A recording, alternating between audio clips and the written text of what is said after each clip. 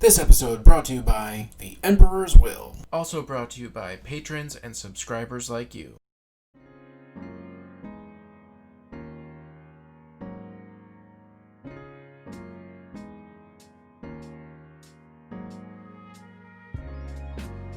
Hello and welcome to another episode of This Old 40K. This week we are going to be talking about the new Indomitus box set. We of course are still in the CGN basement, and I of course still have my quarantine hair, and I guess we're just going to see how long I can last down here.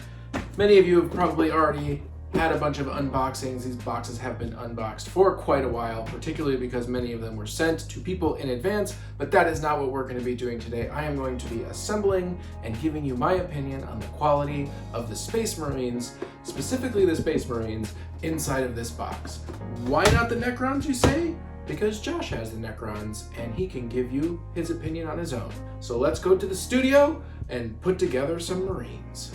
If you are not yet familiar with the Indomitus box set that GW has released for the launch of Warhammer 40k 9th edition, then I'm not entirely sure why you're watching my channel. But if you are watching my channel and you are not aware of it, I guess it's time to be aware of it. There are plenty of other unboxings for this product. This product has been out for a while. GW has posted a lot of the contents on the box on its own website. So today, we are not going to be going into an unboxing of the box. I will tell you what you will find inside. Of course, you will find your Necron warriors. You will find your Primaris Space Marines, including the Primaris bikes, which for me is the most exciting part.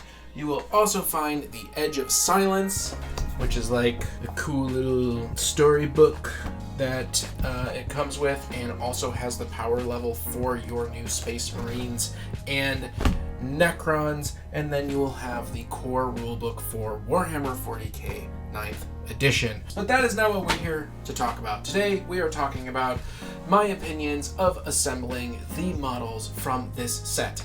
Now this set is not a traditional GW set, it is a starter box set, and the models are easy fit. I always find easy fit models to actually be a bit less than easy fit, and this box is no exception. Overall, the models were easy to cut out and clean. There weren't too many mold lines. I did find, however, that a lot of sprues were attached in very bad spots, specifically on shoulder pads or on edges, and required a lot of cleanup in areas where you would normally want it to appear very flat. That's always frustrating. But the real question is, were the bikes going to go together easily, and were the bikes going to go better than previous GW bikes? And honestly, no. I found the bikes to be quite difficult. In fact, they were so difficult that if you went out of order, even for a moment, you could really mess things up. And for the last couple bikes, I actually cut off most of the recommended guide pins and put them together without the easy interlock pins because I found it to be much easier. I also found that by putting the two halves of the armor on the bike, the armor comes from the left and the right, it includes the legs of the Primaris, and you squish them together, it was very, very difficult to avoid getting a line or a seam right in the middle of the bike, and I now need to go back and do a lot of gap filling, so I was a little bit disappointed in that. While assembling the the new Assault Primaris Marines, I found that those went together pretty well. The different poses were fun. The way that they used the pins for the arms allowed you to do some customizations. However, it too was also a little bit confusing. I did buy 2 boxes, and so I was doing everything in duplicate, and at one point I realized, oh, the captain shares the same body as one of the regular guys, so now I need to rip some arms off and go back and make some changes. That wasn't very clear, and just in general, I think that Games Workshop can do a much better job of making its instructions clear, and I will show you exactly what I mean.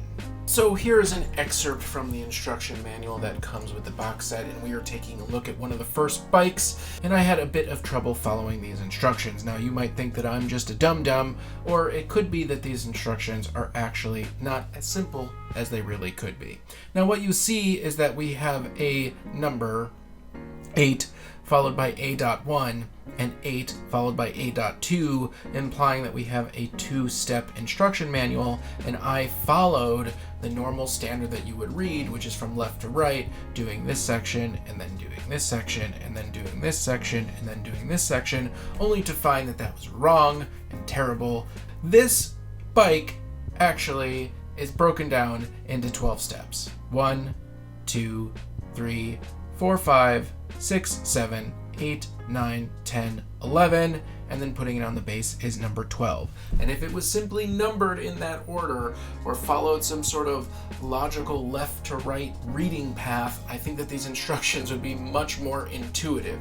I did not understand that the first thing that you were doing was these little light gray panels, and then you had to look for the caret, and then that caret was your next one, and then you had to find this caret here, but that actually isn't pointing to that guy because he's not assembled yet. You got to go over here, and you need to do this, and then you need to do this, and then you need to go back up to this caret, because even though you go from here to here, you still go back from here to here, and this is separate. I don't know why it's even there. And then from down here, you go back up to here, and you put these sides on. Now the problem is that if you put E35 and E36 together, before you put the little man in, the little man doesn't fit, and then you have problems, and you gotta do cutting. So that was my experience putting together the first bike, and overall, I feel like just in general, these easy to build models, their instructions could be a bit more intuitive. Of course, once I got the hang of it, there wasn't much of a problem. But let me know if you have built these models, if you have found these instructions at all confusing, or if you think they could do a bit better